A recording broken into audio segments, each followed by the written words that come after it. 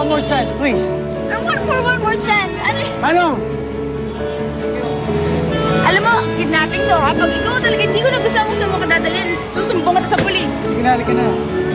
Ako na mag-ahap. Ako na! Bago ko yan eh. Dali, nagta-traffic na. Kasalanan mo.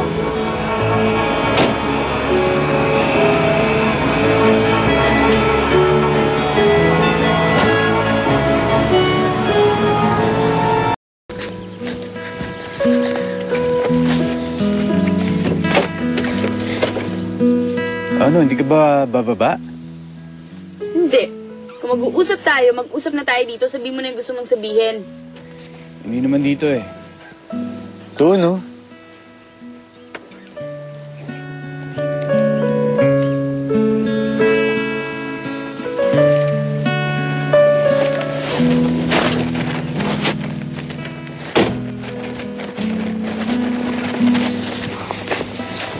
Ano ba? Bitiwan mo nga ako.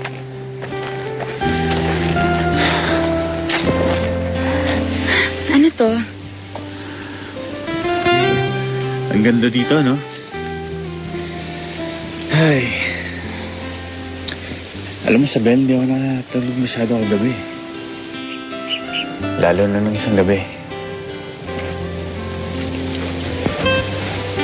Nagmamasdan ko kasi maganda mong mukha eh. At alam ko at sigurado ako, yung mukha niya ang gusto kong masilayan ba? Sa bawat umaga na darating sa buhay ko.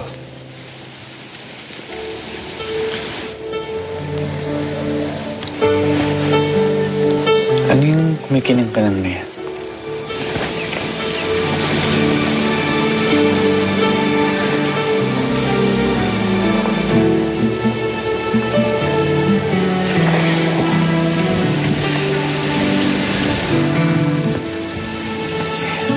Isabel, will you marry me? Laging ikaw ang nasa isip ko. Ang buhay ko ay para sa'yo.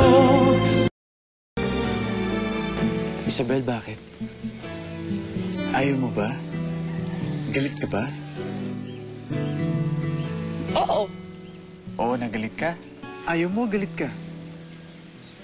Hindi. Ha? Ano ba? Oo, hindi. Oo nga. Anong oo?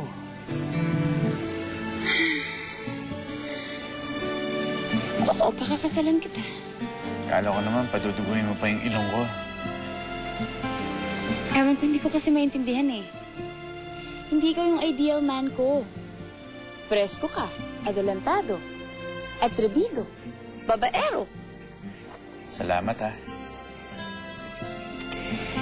Pero isang bagay lang ang sigurado. Yun ay, mahal kita. Kahit na kailan pa may ikaw pa rin. Grabe naman yun. Mayroong hanggang pagmamahalan. Ano? Grabe namang laki ng reaksyon na yan. Liliitan ko, what? Yan, oo nga. Nag-propose sa akin si Manuel at umuo na ako.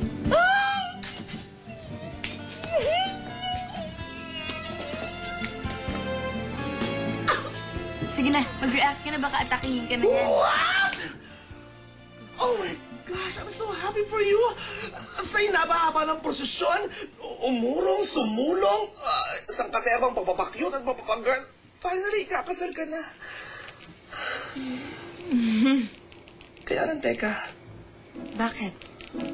Paano si Grandma Dear?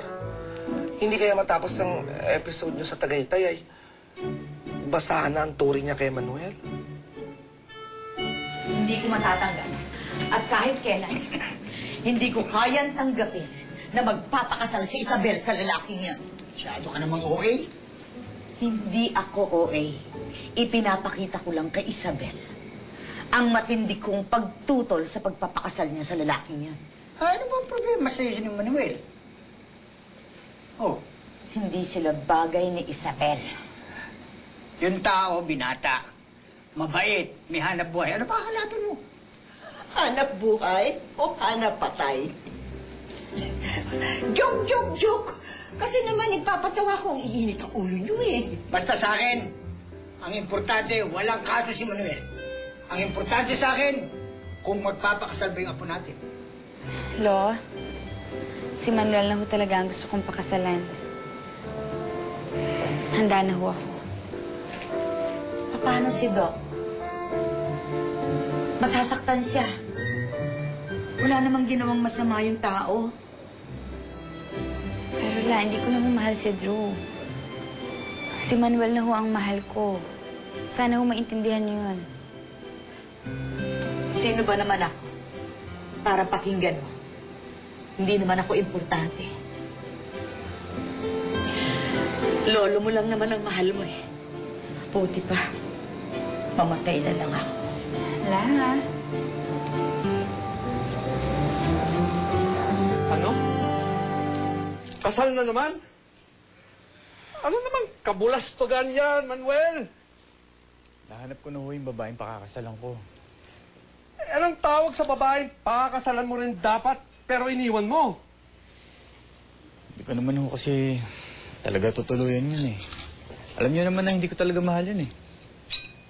Hindi ba meron tayong kasabihan ng pag-aasawa ay hindi parang kanin na isusubo at pag napaso ay iluluwa? Mukhang hindi naman ikaw ang napapaso eh. Kami sumpaso sa'yo.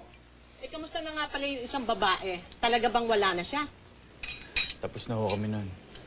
Naku, masama yan, Manuel. May gaba yan.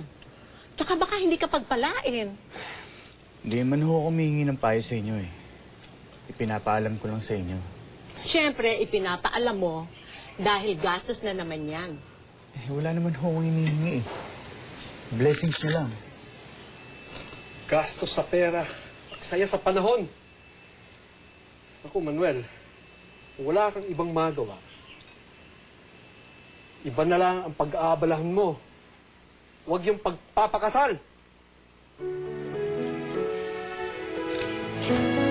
What a pleasant surprise. Eh, hindi pala pleasant. Actually, hindi yun surprise eh. More like shock. Alam mo, darling, kahit bastos-bastusin mo ko, I'm not at all affected. I couldn't care less. Do you know why? Hindi ka importante sa akin. Kuya mo lang ang importante sa akin. Kawawa ka naman, Roxanne. Sayang lang yung pagod mo. Dahil yung importanteng taong sadya mo, wala dito. Well, he's probably at work, so... Baka wala rin doon. Hindi. Hindi ko nga sasabihin sa'yo kung nasan si Kuya. Since sinabi mo na rin lang, nasaan ang kuya mo? Ayoko nga. Baka masaktan ka lang eh. Nasaan nga eh. Sige ka. Huwag mo akong sisisiyan pag nasaktan ka. Nasaan? Nag-aasikaso ng kasal nila ni Ate Isabel. What? After everything, pakakasalan pa rin ng babaeng yan si Manuel? Jesus, get out of my way! Eh, nasan nga si Drew? Nagra-rounds nga po, pakihintayin niyo na lang. Eh, gusto ko nga siyang makausap eh. Ano bang sadya niyo, miss? It's a life and death situation. Mamamatay na ho ba kayo? Eh kung sinabi ko sa'yong oo, hahanapin mo si Drew? Hindi rin, pero pwede kitang i-refer sa ibang doktor. Eh, ano bang problema niyo? Sa puso, sa bituka, o di kaya sa utak? Kainis ka, ha? Fine. Ay, Diyos ko! Ako!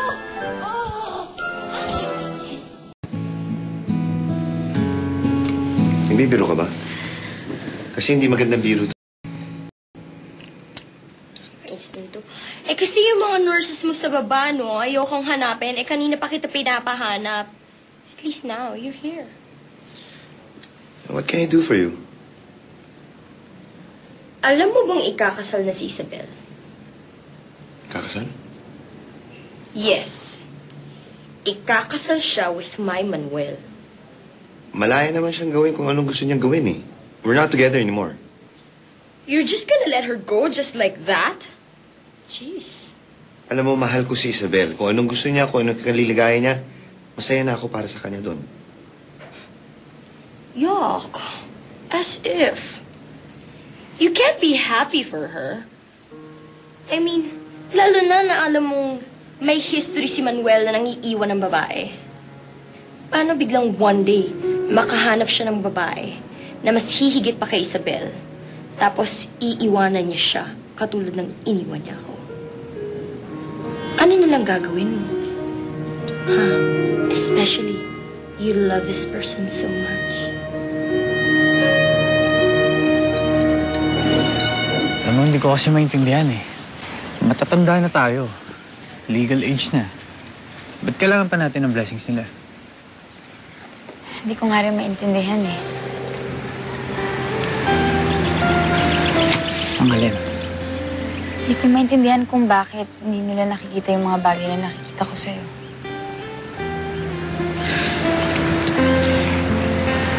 Alam mo, ikaw lang naman importante sa akin dito eh. Kung ano yung nakikita mo, wala lang akong pakialam sa sasabihin ng iba.